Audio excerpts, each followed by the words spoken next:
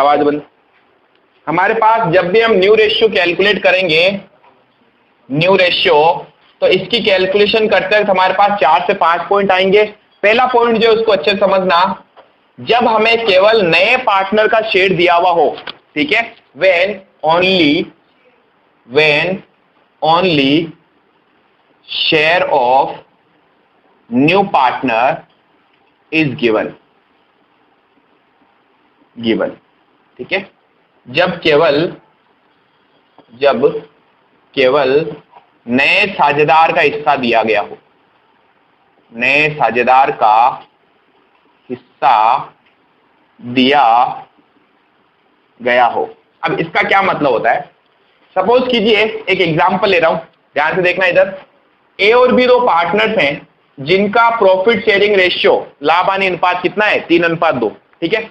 इन्होंने एक नए पार्टनर को एडमिशन दिया, सी को, नया पार्टनर बनाया, और जब भी पता है नया पार्टनर आता है तो उसका एक शेयर फिक्स होता है। नया पार्टनर आएगा तो वो हमेशा कहेगा मैं इतने प्रॉफिट के लिए आ रहा हूं कम से कम, यानी कि आपकी फॉर्म में सपोज कीजिए मुझे हिस्सा मिलना चाहिए 1/6, 1/6 हिस्सा मुझे मिलना चाहिए।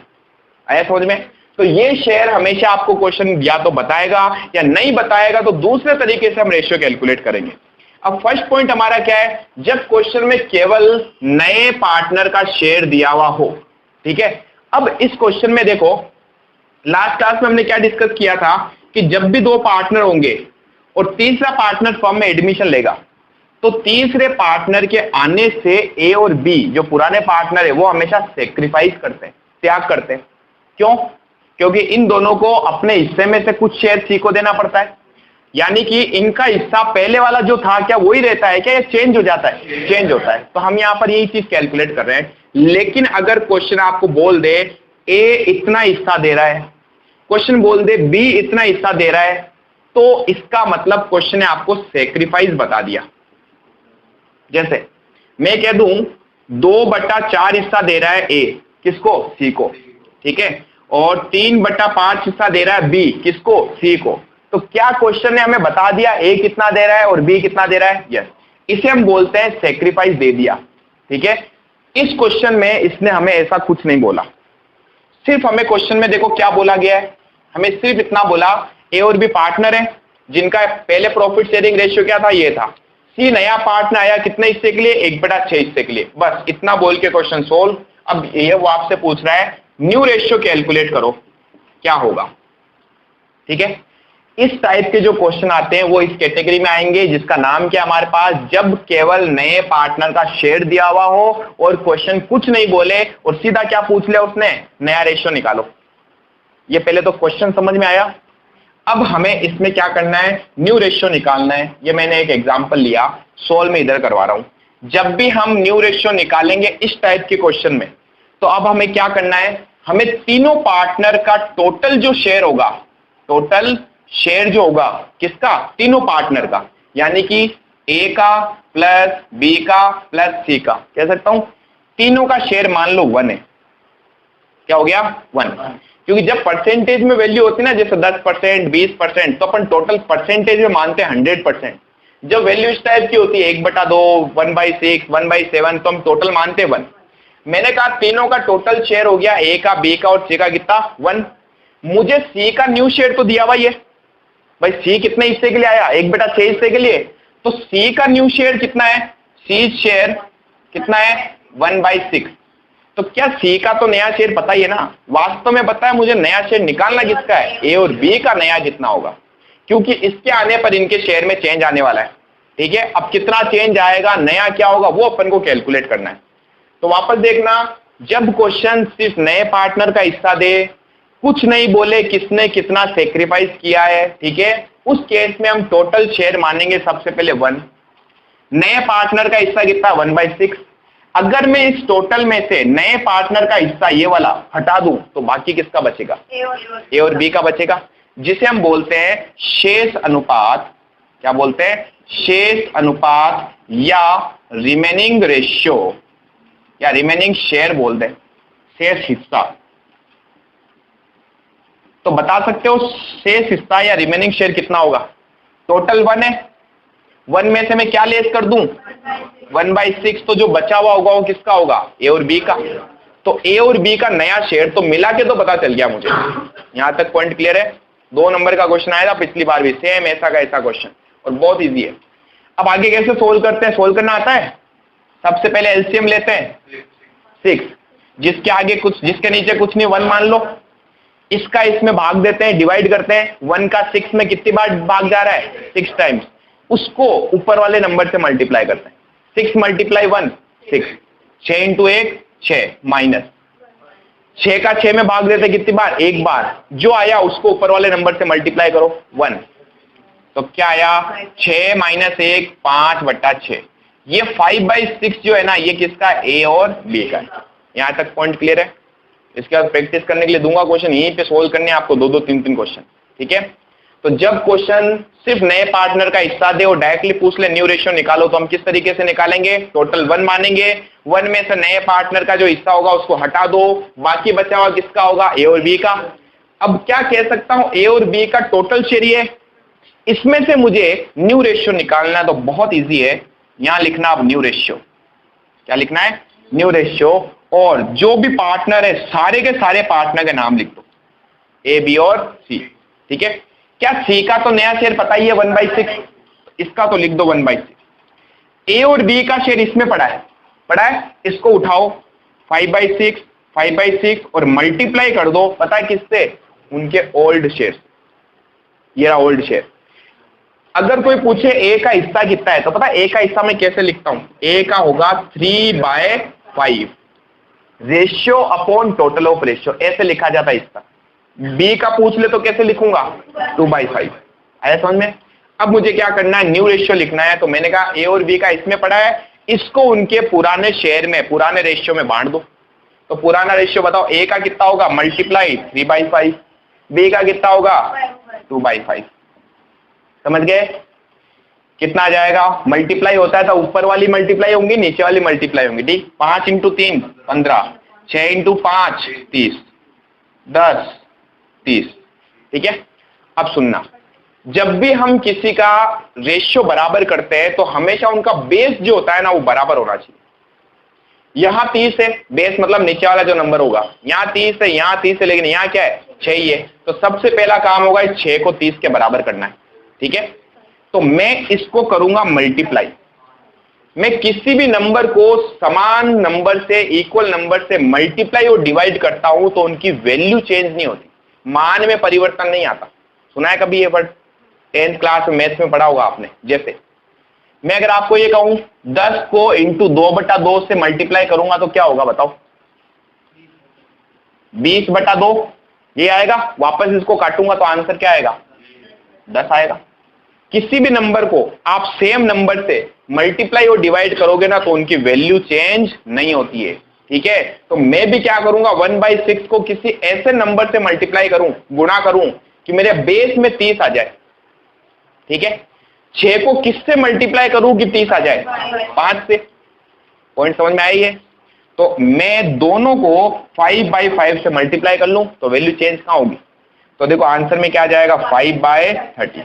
बेस भी बराबर हो गया, और अगर मैं 5/30 को वापस काटूंगा तो आंसर क्या आएगा? क्या आंसर आएगा? 1/6 ही तो आएगा, ठीक है? तो बताओ अब न्यू रेशियो आ गया हमारा। क्या? सिर्फ ये वैल्यू उठानी है, बेस को छेड़ना ही नहीं है। 15 10 और 5। क्या इसे और काट सकते हैं? यस, 5 से काट सकते हैं। 5 का इसमें 3 2 और 1, ये इनका न्यू रेशियो हो जाएगा, ठीक है? तो वापस देखना, ऐसा कब करना है? टोटल 1 कब मानना है? जब क्वेश्चन साइलेंट हो, सिर्फ क्वेश्चन ने न्यू रेशियो दे दिया पार्टनर का और कुछ नहीं बोला कि कौन किसे कितना देगा। इस केस में हम टोटल 1 मानेंगे, उसमें से सी का हिस्सा ले लो, टोटल में से सी का हिस्सा लेस कर दो, तो जो बचा होगा वो किसका होगा? बाकी के पार्टनर्स का, ठीक है? फिर जो आएगा उसे तीनों पार्टनर्स पे बांटना है। मैंने तीनों इसलिए लिखे पता है, ताकि बेस बराबर करना जरूरी होता है, ठीक है? तो ए का, बी का और सी का। सी का तो पता ही है, लिख दिया। ए और बी का शेयर इसमें पड़ा होगा, उसको उठा के लाओ, उसको मल्टीप्लाई कर दो इस शेयर में जो उनका दिया हुआ है, ठीक है? कोई दिक्कत? फिर एक क्वेश्चन अब आपको दूंगा मैं करने के लिए, फटाफट यहां तक उतारो। एक और करो। अब देखो, थोड़ी आवाज कम रखना। क्वेश्चन नंबर 1 जो है ना वो सेम टू सेम यही क्वेश्चन है, इसलिए मैं वापस नहीं कराऊंगा। ठीक है, क्या बोल रहा है देखो, ए और बी पार्टनर्स है and B are partners in a firm sharing profit and losses in the ratio of 3:2, जिनका लाभ हानि अनुपात कितना है 3:2। They admit C into the firm with 1/6 share in the profit. उन्होंने सी को एडमिशन दिया 1/6 हिस्से के लिए। और अब क्वेश्चन हमसे पूछ रहा है calculate the new profit sharing ratio, नया लाभ हानि अनुपात निकालना है इस तरीके से। ठीक है, कोई दिक्कत नहीं है। अब आइए आप सेकंड क्वेश्चन में देखो। सेकंड क्वेश्चन के अंदर फर्क क्या है? फर्क कुछ नहीं है, बहुत ही सिंपल सा क्वेश्चन है। यहाँ सिर्फ 2 पार्टनर थे पुराने, वहां पर 3 पार्टनर होंगे पुराने और चौथा पार्टनर आ रहा है, आ सकता है, कोई दिक्कत नहीं है। अब इसको अगर अपन अपनी लैंग्वेज में लिखें, क्वेश्चन नंबर किसको, सेकंड को, सेकंड क्वेश्चन पे आना पहले। जिसने थर्ड स्टार्ट कर दिया वो ठीक है, कर लेना, कोई दिक्कत नहीं। हो गया क्वेश्चन नंबर 2, ध्यान से देखो क्या कह रहा है। A B and C were partners in a firm in the ratio of 3:1। A B तथा सी एक फर्म में 3:2:1 में साझेदार है। तो अपनी लैंग्वेज में देखो किस तरीके से लिखता हूं मैं क्वेश्चन, आगे से मैं इसी टाइप में लिखूंगा 3:2:1, ये बता दिया हमने। फिर आगे क्या बोला, दे एडमिट डी फॉर 10% शेयर, उन्होंने डी को हिस्सा दिया। समझना कितने हिस्से के लिए, 10%। क्या मैं 10% को लिख सकता हूं ऐसे? भाई 10% ही तो है, तो इसको अगर हम काटें तो क्या मैं इसको और ऐसे लिख सकता हूं, 1/10 हिस्से के लिए प्रवेश दिया, 1/10 शेयर के लिए आया। क्वेश्चन कह रहा है न्यू रेशियो निकालो, आराम से निकाल सकते हैं। क्या करना है बताओ? क्या क्वेश्चन साइलेंट है? ए कितना हिस्सा देगा डी को, बी कितना देगा डी को, सी कितना देगा? कुछ नहीं बोला हुआ है क्वेश्चन के अंदर कि कौन कितना सेक्रीफाइस कर रहा है। तो हमें टोटल रेशियो क्या मानना है, टोटल शेयर मान लेना है 1। ठीक है, सॉल्यूशन। और टोटल का मतलब ए का भी है, बी का भी है, आवाज नहीं, सी का भी और डी का भी। ठीक है मैडम, ब्लूटूथ कनेक्ट नहीं है, मेरे से ज्यादा आवाज आपकी आएगी। ये जो बच्चे देखेंगे वो कहेंगे कैसे निकम्मे बच्चे। Total share A plus B plus C plus D बराबर कितना है 1। अगर मैं इस टोटल में से डी का हिस्सा हटा दूं, क्योंकि देखो डी का तो नया पता ही है ना, अगर वो हटा दूं तो बाकी किसका होगा, ए बी और सी का। ठीक है मानशु, तो हमने कहा बी का शेयर कितना है, बी का शेयर था 1/10। ठीक है, एक बार वापस बोलना, टोटल शेयर ए का, बी का, सी का और डी का, चारों का टोटल मिला के 1 मान लिया मैंने। डी का नया हिस्सा तो पता ही है 1/10, क्योंकि ये तो नया पार्टनर है ना, तो नया पार्टनर जितने हिस्से के लिए आता है वो उसका नया शेयर ही तो होता है। डी का नया शेयर तो पता है, क्वेश्चन कह रहा है इनका सबका नया शेयर निकालना है। ठीक है, तो मैंने कहा अगर टोटल सबका मिला के शेयर 1 मान लू, उसमें से मैं डी का शेयर हटा दूं तो बाकी किसका बच जाएगा, ए बी सी का। तो मैंने कहा डी का शेयर कितना है बताओ, डी का शेयर है 1/10। तो डी के बाद रिमेनिंग शेयर शेष हिस्सा बराबर टोटल 1 था, 1 में से डी का हिस्सा हटा दूं 1/10, तो क्या बच जाएगा, सीधा देखो 9/10। शॉर्ट ट्रिक अप्लाई करना, इसमें से ये लेस कर देना, ये आ जाएगा। ठीक है, नहीं तो एलसीएम लेके करोगे तो भी हो जाएगा। अगर ये वैल्यूज कुछ अलग हो, जैसे 2/10, 3/10, तो हमेशा करके देखना। 1/10 होगा तो डायरेक्टली इसमें से ऊपर वाला नंबर लेस कर देना। ठीक है, अब आते हैं आगे। मुझे पता चल गया ये जो 9/10 आया, ये बताओ किस किस का है, ए का, बी का, सी का, उसी का ये। तो क्या ए बी सी तीनों का शेयर इसमें पड़ा है? यस। मुझे इनका न्यू रेशियो निकालना है। क्या निकालना है, न्यू रेशियो। कैसे कैलकुलेट करूंगा बताओ? जब भी न्यू रेशियो लिखोगे पार्टनर सारे लेना, सारे मतलब बी भी आना चाहिए। ठीक है, ए बी सी और डी का तो पता ही है अपने को, लिख दो 1/10। इसको पता क्यों लेते हैं, ताकि बेस बराबर कर सके, ये याद रखना। अब क्या इन तीनों का हिस्सा इसमें पड़ा है? यस। उसको उठाओ वहां से, 9/10, 9/10, 9/10, इसको डिस्ट्रीब्यूट कर दो इनके पुराने शेयर में। ये रहा पुराना, कितना होगा 2/6, 2/6, 1/6। सिंपल है, बराबर। बताओ कितना आएगा, 9 × 3 27 डिवाइड बाई 60, 9 × 2 18। ये 6 क्यों है? देखो इन तीनों की टोटल क्या है, 6। तो जब भी आप रेशियो लिखते हो ना, तो तीनों की टोटल नीचे आती है हमेशा, ठीक तो है। पहले में तो 5 थे टोटल, क्योंकि वो ये था पहले, 3 और 2 5 थी, तो आपने 6 लिखा था पहले। मैंने 5 लिखा, 6 का सॉरी लिखा। 5 लिखा। सही है, यहाँ 6 है तो मैंने 6 लिखा। अगर यहाँ पर मैं ये लिखता तो तीनों टोटल 10 कितनी होती? 10, तो मैं यहाँ 10 लिखता, ठीक है। तो तीनों की टोटल हमेशा नीचे आती है। अब आगे 18/60, 9/60, अगेन यहाँ कितना 10 है, बेस बराबर करना पड़ेगा। 10 को किससे मल्टीप्लाई करूँ 60 आ जाए? 6 से। बाउंस तो नहीं, 6/6, तो क्या आ जाएगा 6/60। सबका बेस बराबर हो गया, तो बस ऊपर वाला नंबर उठाओ, यही आपका न्यू रेशियो है। 27, 18, 9 एंड 6। ये और कट है 3 से। डी वाला देखो, डी का 1/10 है। जब भी हम सबका बेस बराबर, जब भी सबका रेशियो निकालते हैं ना ये, तो इसके लिए सबका बेस बराबर होना जरूरी होता है। यहाँ 60 है, यहाँ 60 है, यहाँ 60 है, लेकिन यहाँ 10 ही था, तो हमने 10 को किसी एक ऐसे नंबर से मल्टीप्लाई किया कि 60 आ जाए। तो 10 को किससे गुणा करूं 60 आएगा? 6 से। तो मैंने 6 से मल्टीप्लाई भी किया और डिवाइड भी किया। तो ऊपर वाली संख्या का मल्टीप्लाई किया 6, नीचे वाले का किया 60। तो अपनी मर्जी से कर सकते हैं। मर्जी से कैसे? 60 भी तो आना चाहिए। नहीं, यूं नहीं, मतलब डिजिट आनी चाहिए। चलो मर्जी से। हाँ, मर्जी से और कुछ करो, 60 किससे आएगा?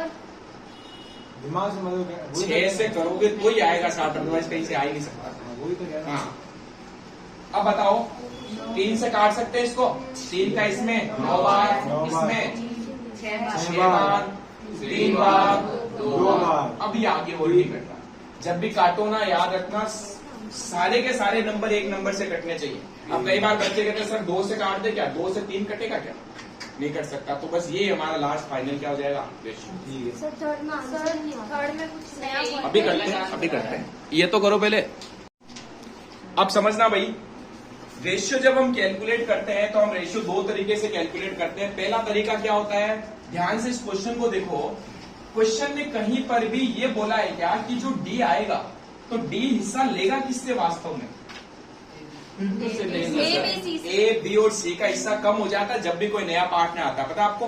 तो कह सकता हूं डी को ए, बी और सी हिस्सा देंगे, लेकिन कितना हिस्सा देंगे क्वेश्चन ने नहीं बोला। इसलिए अपन ये पॉइंट, क्या जो हमारी मेन हेडिंग थी पॉइंट की, वो क्या थी? जब क्वेश्चन में सिर्फ नए पार्टनर का हिस्सा दिया हुआ और कुछ नहीं बोला हुआ है, तो हम इस तरीके से सोल्व करते हैं टोटल 1 मान के। जब भी क्वेश्चन कुछ एक्स्ट्रा इंफॉर्मेशन दे दे, क्या बोल रहा हूं? जब भी क्वेश्चन जब कुछ एक्स्ट्रा इंफॉर्मेशन दे दे कि ए कितना हिस्सा डी को दे रहा है, बी कितना डी को दे रहा है, या ये बोल दे डी कितना हिस्सा ए से लेगा, कितना हिस्सा बी से लेगा, तो ये एक्स्ट्रा इंफॉर्मेशन होती है, ठीक है। जब भी क्वेश्चन एक्स्ट्रा इंफॉर्मेशन दे, जो हमारा सेकंड पॉइंट है, एक्स्ट्रा इंफॉर्मेशन गिवन, जब भी हमें एक्स्ट्रा इंफॉर्मेशन दी जाएगी तो उस केस में हम न्यू रेशियो कैसे निकालेंगे या न्यू शेयर कैसे निकालेंगे? नया हिस्सा, इसका एक फॉर्मूला होगा। क्या होगा? फॉर्मूला। नया हिस्सा जो होगा वो होगा ओल्ड शेयर, यानी उनका पुराना हिस्सा क्या था? पुराना हिस्सा, उसमें से मैं माइनस कर दूंगा, क्या माइनस कर दूंगा? Sacrifice share. सेक्रीफाइस शेयर मतलब जो उन्होंने त्याग कर दिया, त्याग का हिस्सा। क्या मतलब हुआ ये? त्याग का हिस्सा। जैसे समझना अच्छे से, मैं कह रहा हूं 2 पार्टनर थे पहले और भी, ठीक है। ये मैंने शायद आपको एग्जांपल भी दिया होगा। मैंने कहा दोनों पहले कितना प्रॉफिट कमाते थे? 6 लाख रुपए का, और इनका प्रॉफिट शेयरिंग रेशियो जो था, लाभान अनुपात, वो बराबर था, 1:1 ये था। तो बताओ ए को कितना मिलेगा और बी को कितना मिलेगा? 3 लाख। तो 3 लाख इसको और 3 लाख इसको, ठीक है। लेकिन मैंने कहा जैसे इन्होंने नए पार्टनर को एडमिशन दे दिया सी को, और सी के आने के बाद इनका जो नया हिस्सा था वो हो गया बराबर।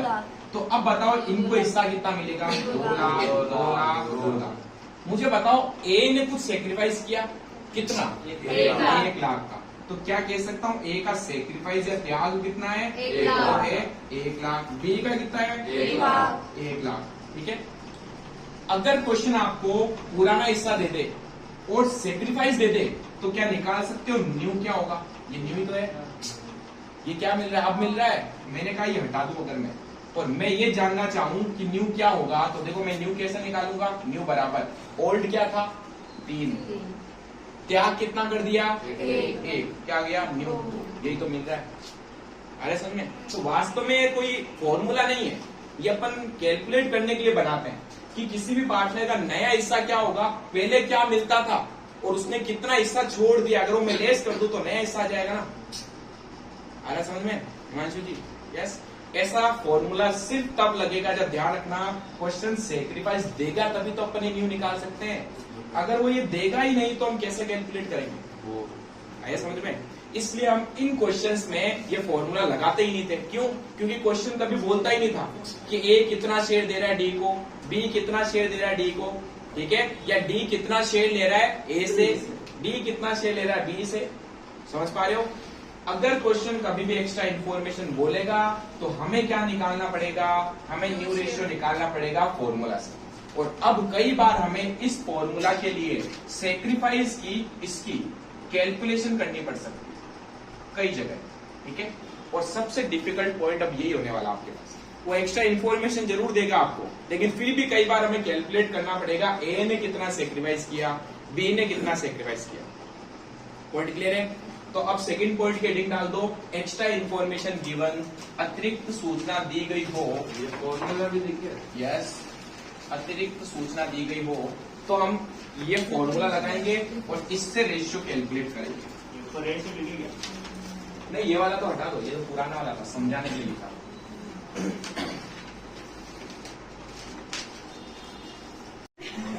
बाद में बात करेंगे। अब देखो, जब भी कोई एक्स्ट्रा इन्फॉर्मेशन दे रखी हो तो हमें क्या करना पड़ेगा, फॉर्मूले से सोल्व करना है। टोटल वाला मेथड अप्लाई मत करना, टोटल 1 वाला सिर्फ कहाँ करोगे, जब क्वेश्चन सिर्फ नए पार्टनर का हिस्सा दे और बोले ही नहीं कि सेक्रीफाइस किसने कितना किया, ठीक है। अब आप आइए क्वेश्चन नंबर 3 पे, और अच्छे से देखना, लिखेगा कोई नहीं मेरे साथ साथ में। क्वेश्चन की पहले लैंग्वेज समझते हैं। रेशियो में सारा खेल लैंग्वेज का है। अगर उसकी लैंग्वेज समझ लेना तो रेशियो बहुत इजी लगेगा, लैंग्वेज नहीं समझे तो टफ लगेगा। देखो क्या कह रहा है क्वेश्चन नंबर 3, एक्स और वाई पार्टनर्स हैं जिनका रेशियो दे दिया इसने 5:3, 5:3, ठीक है। इन्होंने जेड को एडमिशन दिया, कितने हिस्से के लिए, 1/10। अगर सिर्फ इतनी सी इंफॉर्मेशन देके मुझसे पूछ लेता ना न्यू रेशियो बताओ, तो मैं टोटल 1 मान के करता। लेकिन अब देखो आगे कुछ और बोल रहा है। क्या बोल रहा है, ध्यान से सुनना। कह रहा है which he acquired equally from X and Y, जो हिस्सा वह एक्स और वाई से बराबर लेगा। क्या क्वेश्चन ने कुछ एक्स्ट्रा इन्फॉर्मेशन दी है? यस। अब एक्स्ट्रा क्या बोला, ध्यान से सुनना। कह रहा है जेड ये जो अपना हिस्सा है ना 1/10, ये बराबर लेगा इन दोनों से। तो इसने हमें कहीं ना कहीं सेक्रीफाइस के बारे में हिंट दे दिया। क्या कह सकता हूं, ये हिस्सा 1:1 में लेगा एक्स और वाई से। क्या आप सेक्रीफाइस निकाल सकते हो? आराम से निकाल सकते हो। इस हिस्से को इस रेशियो में बांट दें, ये तो सेक्रीफाइस होगा। तो क्या मैं इस क्वेश्चन में सेक्रीफाइस निकाल सकता हूं? क्या sacrifice by X and Y, X ने कितना त्याग किया, वाई ने कितना त्याग किया, आराम से निकाल सकते हैं। ये रहा जेड का हिस्सा, इस हिस्से को ये एक्स और वाई से लेगा इक्वल, यानी कि बराबर। बराबर का मतलब ये होता है 1:1। तो बताओ एक्स कितना हिस्सा देगा, इसके हिस्से को 1/2, आधा, यही होता ना। अगर ये 1/3 लिखता तो मैं क्या करता, मैं 1/4 करता। जैसे इसकी जगह ये लिख देता तो कि जेड अपना हिस्सा एक्स और वाई से इस रेशियो में लेगा, लिख सकता था। तो मैं यहाँ क्या करता, उसके हिस्से को इस रेशियो में बांट देता 1/4। आया समझ में? नहीं आया सर। चलो, एक्स का हिस्सा कितना है, एक्स यानी जेड का हिस्सा कितना है, 1/10। ये इस हिस्से को बराबर लेगा एक्स और वाई से। बराबर का मतलब क्या होगा, इक्वल रेशियो, यानी 1:1 लिख सकता हूं। तो मैंने कहा एक्स कितना हिस्सा जेड को देगा, ये जानना चाहता हूं। क्या जितना हिस्सा एक्स जेड को देगा उतना ही हिस्सा जेड एक्स से लेगा ना। तो क्वेश्चन क्या कह रहा है, जेड अपना हिस्सा इस रेशियो में लेगा एक्स और वाई से, ठीक है। मैंने कहा बताओ एक्स जो है वो जेड को कितना देगा, या एक्स ने कितना सेक्रीफाइस किया। तो उसके हिस्से को उठाओ, उसके हिस्से को इस रेशियो में दे देना दोनों। तो इसको इस रेशियो में बांट दो, कहां दिक्कत है। मैंने उसको इस रेशियो में बांट दिया 1/2। वाई कितना देगा, वो भी इस हिस्से को 1/2। आया समझ में? तो बताओ x देगा 1/20, y देगा 1/20, दोनों बराबर ही दे रहे हैं। ये क्या आया मालूम है? ये आया सेक्रीफाइस। मुझे सेक्रीफाइस पता चल गया। अब लगाओ फॉर्मूला नए रेशियो का। क्या फॉर्मूला था न्यू शेयर का? रेशियो माइनस न्यू शेयर बराबर old share minus sacrifice sacrifice share, यही होगा। अब बताओ न्यू में किसकी बात की जा रही? मैंने क्या बोला था? हर बार जब भी न्यू बोलेगा सारे पार्ट में आने चाहिए। एक्स भी आएगा, वाई भी आएगा और जेड भी आएगा। तो जेड का तो नया पता ही है ना, सीधा लिखो 1/10, बस इसको तो छेड़ना ही नहीं है। एक्स का पुराना कितना था? ये रहा 5/8। एक्स ने कितना हिस्सा जेड को दे दिया? 1/20। ये पॉइंट समझे? तो मैंने क्या किया? मैंने उसके पुराने हिस्से में से जितना उसने जेड को दे दिया हटा दिया, तो बाकी बचा वो नया ही तो होगा। इसी तरीके से वाई पहले लेता था 3/8, उसमें से उसने जेड को दे दिया कितना? 1/20, तो लेस कर दिया, क्या गया? नया शेयर। अब लेंगे एलसीएम। अब एलसीएम लेने के लिए ध्यान रखना, सिंपल सा पॉइंट समझाता हूं। जब भी जो नीचे दो वैल्यूज दे रखी है, संख्या जो दे रखी है, इसमें जब भी आप एलसीएम लेते हो तो अगर छोटी वाली संख्या का, छोटे नंबर का बड़ी वाली संख्या में पूरा भाग चला जाए, फुल्ली डिविजिबल अगर होती है, तो बड़ा वाला नंबर एलसीएम होता है। जैसे मैंने कहा अगर नीचे ये होता तो 4 और 20, क्या 4 का 20 में भाग जा रहा? पूरा जा रहा है। तो बड़ी वाली संख्या कौन सी है? 20, वो एलसीएम हो जाता। इसी तरीके से मैंने कहा 5 और 20 हो तो क्या 5 का 20 में भाग जा रहा है? यस। तो बड़ा वाला नंबर क्या है? 20, वो एलसीएम हो जाता। लेकिन मैंने कहा 3 और 6, क्या 3 का 20 में भाग जा रहा है?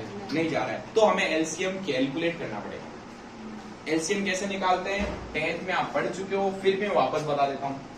8 और 20 इनको लिखो। इस तरीके से एलसीएम निकालते थे।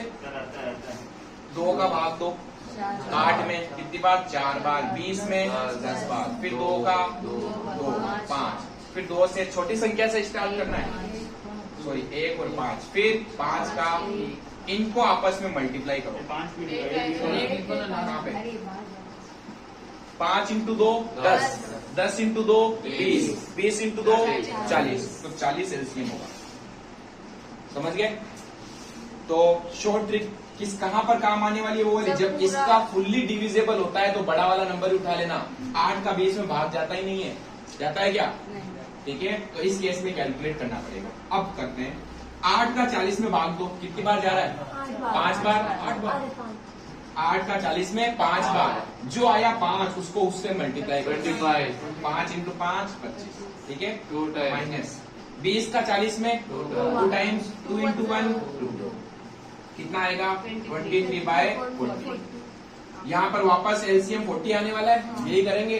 8 का 40 में 5 बार जा रहा है, 5 इंटू 3 15, माइनस 20 का 40 में 2 बार, 2 इंटू 1 2, 13/40।